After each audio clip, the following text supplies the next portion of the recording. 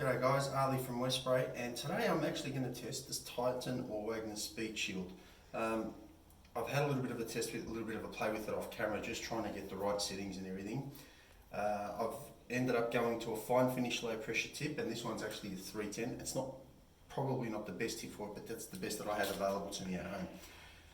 So you can see I've got it set up with an inline gun. And with, well, this is actually a Greco jet roller setup, and the only reason I've done that is because after this I'm doing a video review of that one. And I love the inline gun because it gives me the control like that rather than having to hold like that. So it just feels more like a roller pole does. And I've got my machine set up, paint's thinned out 10% as normal. And I'm sitting at 680 PSI pressure, so it's very, very low pressure.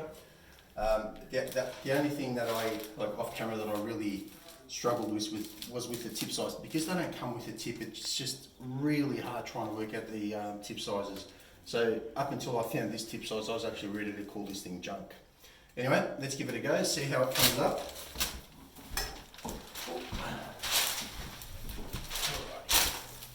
Just untangle my hose.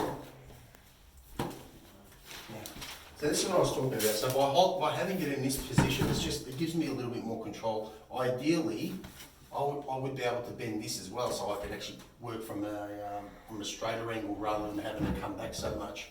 But what I want to do is I want to try and keep that wheel close to level as I possibly can, and just have a feel of the surface before it goes on, because these wheels, because they don't have a bearing in them, they tend to grip a little bit, so you've also got to be aware of that.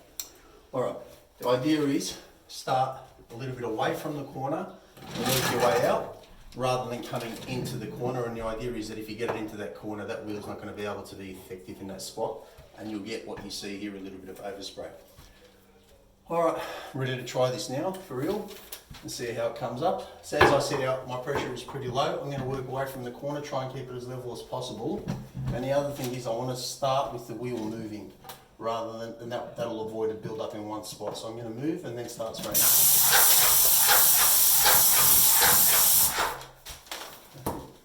Seriously, that's pretty good. And the only thing is, I reckon I should have gone one tip size of bigger than this, so with 312 rather than the 310, because you can see it builds up quite a bit on the edge of the gun. But I'm just going to keep doing this strip, and you can follow me as I go through. I reckon I'm pretty close to getting this thing right, but it definitely has a learning curve associated with it, and you definitely do need to make a bit of practice. Alright, here we go. So the wheel's stuck there. When it sticks, it makes it really hard. Damn it. Yeah, so there's spots where the wheel will just stick. And the build up again, and that's purely because the tip's just too small for the application or for the paint. So realistically, I reckon this should be a 312. I'm going to wipe it just with the damp rag.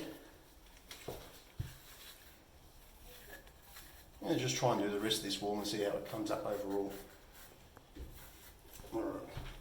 But before I do that,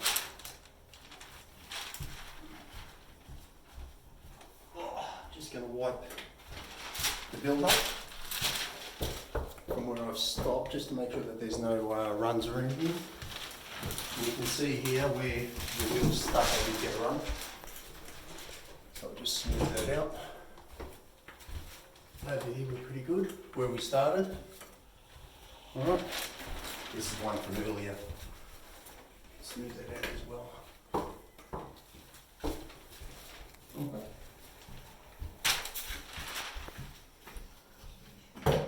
This time round, I'm going to focus on the skirting boards and coming around the door frames, just to see how that comes up. Again, I've got to adjust this, and to adjust this, what I want to do, to adjust this swivel, is I want it to be so that it's just hitting the edge of the wheel. So I've got to do a couple of trial shots because it moves, unfortunately, when I touch it. So that's probably a little too little. That's probably there. Alright. Let's try a door frame. You can see I've masked everything up just to try and make it easier for me. Alright, let's see how we go.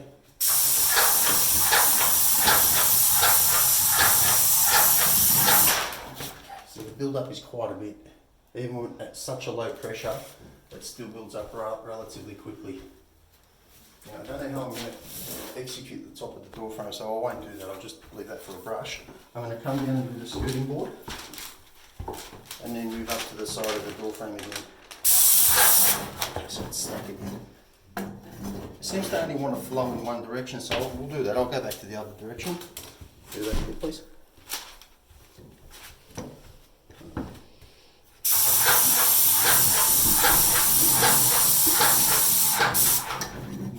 Just a bit there. I'll come down the top. I've got quite a bit of build up on that wheel, but I'm just going to keep moving anyway.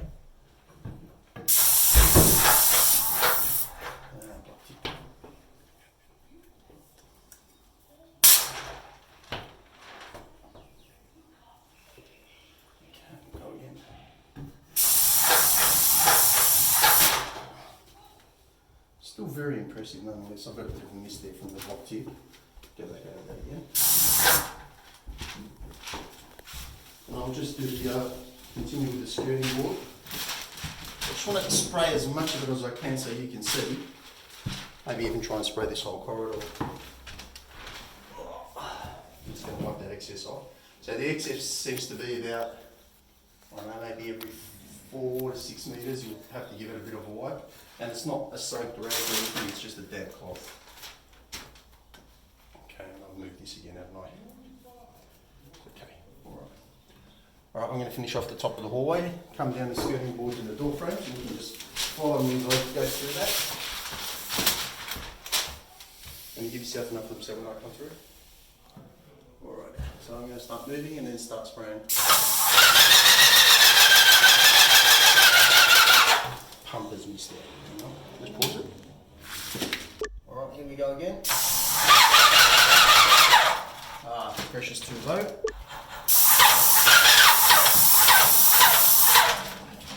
That's coming up alright actually.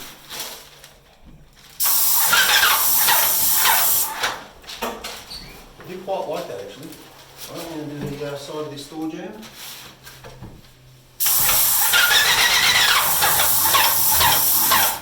The hardest thing for me here is working out how fast to go. Oh, I've got to get this machine out.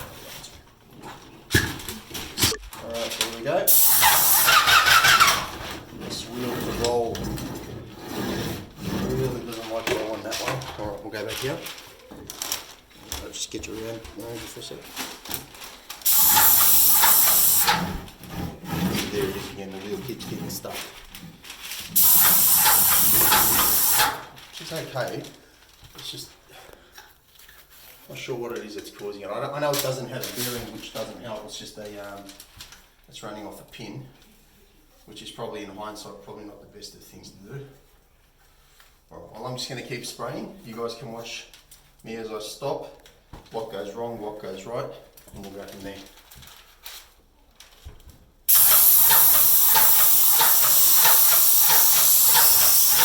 I want you to see here, come around for a second with the camera. There's a little bit where the paper's actually lifted away, and I did get a little bit of overspray there. I can confirm that because it's wet. So it's probably not going to be ideal for when I'm trying to, what's the word I'm looking for? When I'm trying to do different colours, it's probably going to work best when it's similar colours. Alright, well I think that's about enough demo for this. I'm going to give you my honest opinion of this. Down. I think it needs too much practice. That's my honest opinion. I think for something that should be so simple, I think there's just too much of a learning curve, too much practice needed. You know, for $150 odd, and they're on special occasionally for $100. Look, I think the idea is good, but the execution just doesn't work. A wheel without a bearing, I don't like that. I mean, you saw it got stuck quite a few times. However, having said all of that, if I undo the wheel side of it for $100 or $150, take this off because this is a Graco one, I actually get a swivel and I get a tip guard. So that swivel on its own is fantastic because if anybody who sprays knows swivels are worth their weight in gold. So you do get a swivel, you do get a tip guard, and between the two of them, they're probably worth that kind of money anyway. In terms of the wheel, maybe in areas where it's just the one colour throughout, yeah. But I think where, like you just saw here, just that little bit of mist that comes through, I think it's too hard. So overall opinion is probably not. Unless you've got the time and the patience and the area to experiment with it and try and get things right or try and perfect it. I mean, I've had quite a few goes with several tip sizes, lots of different pressure readings, and even though it looks good overall, when we come up across here, you do see that, well, we are still getting oversprayed right up along the edges. And again, that could be more to do with my tip selection than anything, but I don't think any spray equipment needs to have such a big learning curve involved. So, would I recommend you buying it or not? Probably not. Unless you just wanted the swivel and the tip guard, then probably not. I don't see the overall value in this because it's just too much work to learn how to use it. Anyway, Ali from Westspray. Our next video is going to be on the Graco jet roller in this very same space. So that's going to be one I think that I'm very much looking forward to.